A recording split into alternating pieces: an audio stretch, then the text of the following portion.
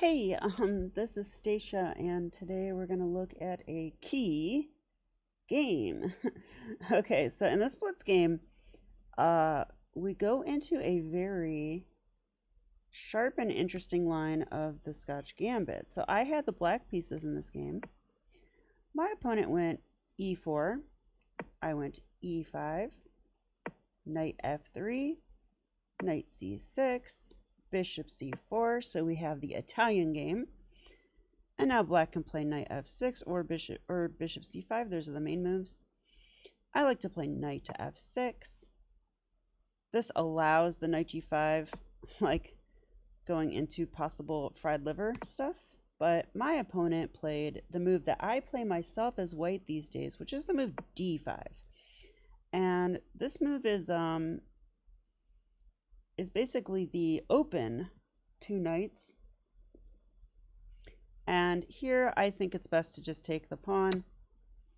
And now I'm pretty sure white can go into a fairly normal Scotch. Can they? Let's see.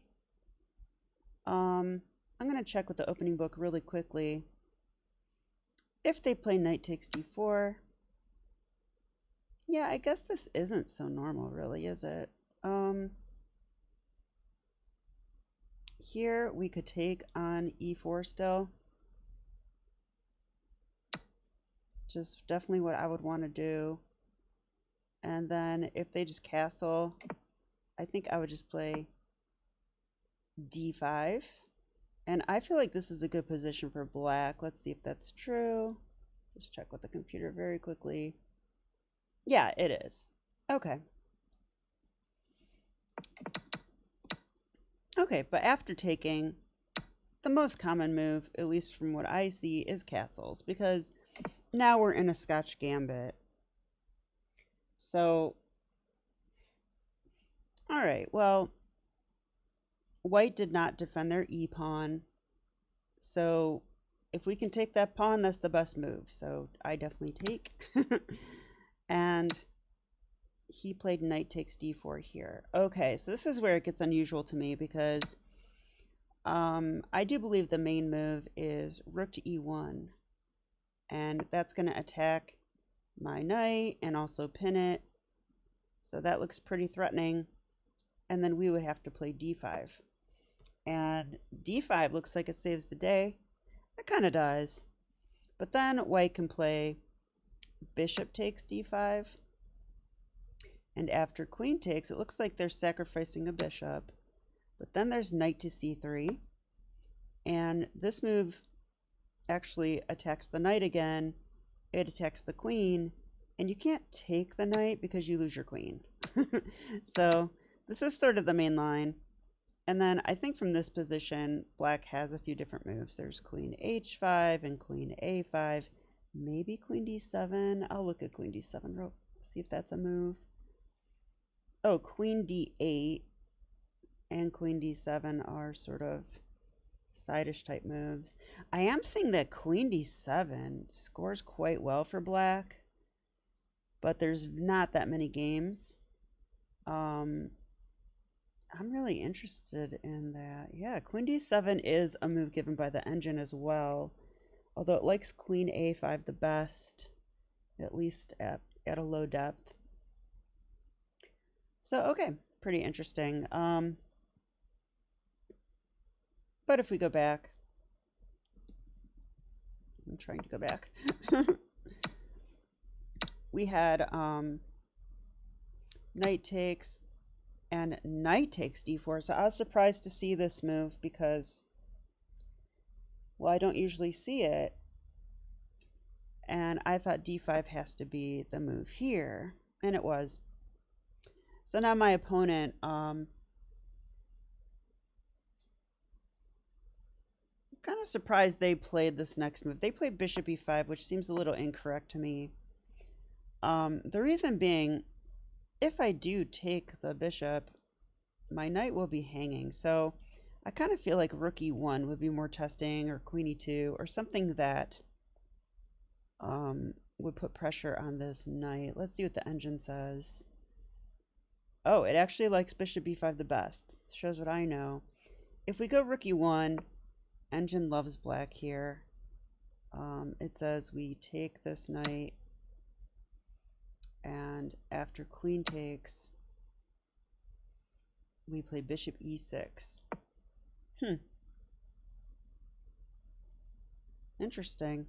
We're just guarding everything, and we're breaking the pin on the knight, and saying that we're probably going to go bishop c5 next. Ooh, yeah, that's definitely the idea, because look, the knight would guard that bishop, and then f2 is weak. So that's going to be, yeah, this is very dangerous for white, actually. It's kind of surprising.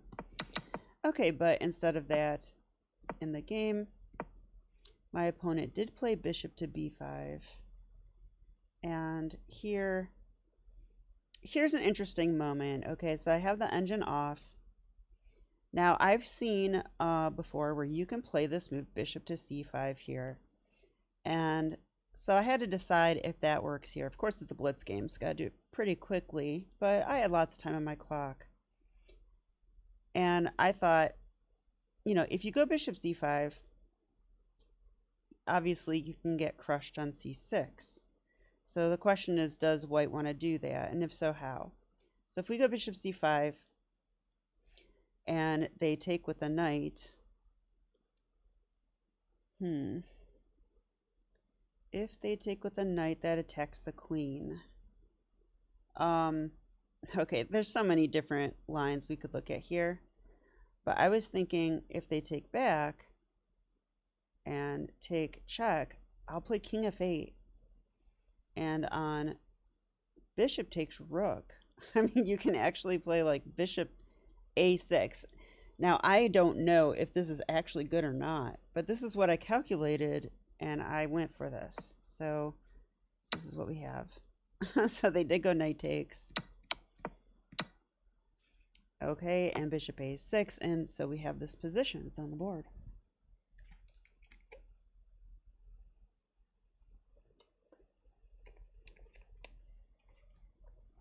So, okay,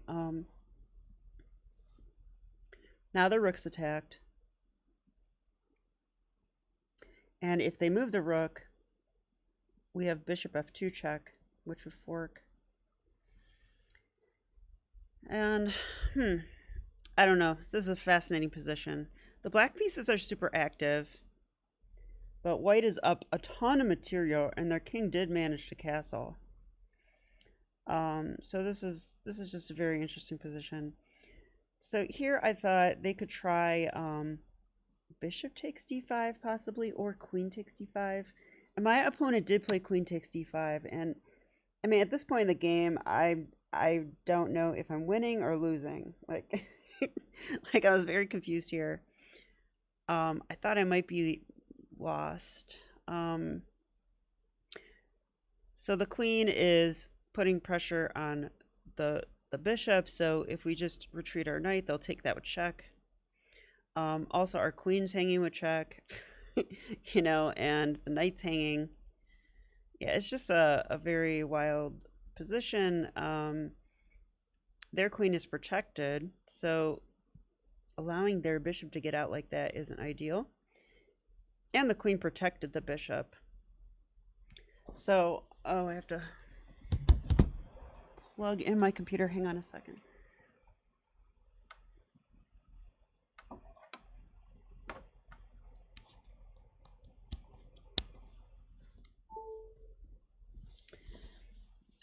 Okay, so what do we do, right? What do we do? It's a very good question. I kind of like vaguely considered something like queen h4, but I don't think any of that works. So I think we pretty much have to take that queen, which I did do. But one thing that I have learned fairly recently is that in positions where you have better development or an initiative, sometimes, okay, this is one of those things, like, okay, almost like I would tell a student that if you have initiative and better development, don't trade queens, because your attack is stronger when you have a queen. And yeah, and that's a common chess principle. That makes a lot of sense, right? There's another common chess principle, the 80-20 rule. So I made this one up. I don't think anyone ever told me this. That means that for every chess roll, 80% of the time it's true and it applies to your situation, and 20% of the time it's actually wrong and you should break the rule. And I thought this might be one of those positions because, well, first of all, I don't have a choice. That's definitely one reason. But I actually had hopes here because we're still more active and have initiative. And okay, so I took on f2. Now, is this move correct? Well, let's think about it. If I take on f2, he pretty much has to play rook takes f2, right? If he cannot move the king, and the king's in line with this bishop. So I don't know what else they would do here. So they pretty much got to take that, which he did. And my idea here was that, okay, now that rook is pinned, and now this back row is very weak. So what I'd love to do is play rook to d8. And then when the bishop moves out of the way, we can play check. And that would probably be mate. Well, it would be mate in this position. Okay, but the king's in the way. So I had to play king e7. Okay, but I determined that my king's fine because these pieces aren't doing anything. And if that bishop wants to jump out and check me, which it did not in the game, then I think I can play f6 with tempo on that bishop. So I thought that would be fine. Although look how much material white is up in this position. So it's very scary to play. And I think if I was white, I wouldn't even save the bishop. I would just move the knight out. That's probably, like, is knight c3 just winning? That's my big question here. So I'm going to ask the computer. Yeah, that is a winning position. And it says bishop f4 is winning, bishop h4, everything's winning. So I was completely lost. Okay, so we'll go back and see what I did wrong. But in the actual game, my opponent played this move. This must be a mistake, b3. Because it kind of allows me to do my idea. And you know what it doesn't do? It does not develop a piece at all. It's too slow. It's just too slow. So now I get to play my idea of rook d8. And I guess they were just oblivious to it because I checkmated them. Yeah, this is kind of fascinating because the bishop does block. But then this is checkmate because remember that the rook is pinned. And our bishop on a6. So I thought this is a really pretty checkmate. Yeah, I'm happy with that. But I also was worried that I did not play this game well, which turns out to be true. So now let's go back and see the right way to do this. I'm running the computer review on it now.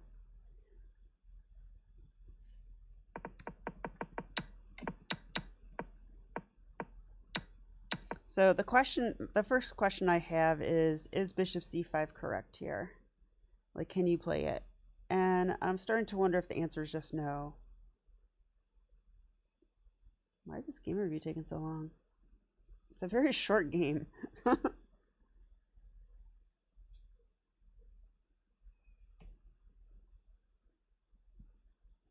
taking a very long time.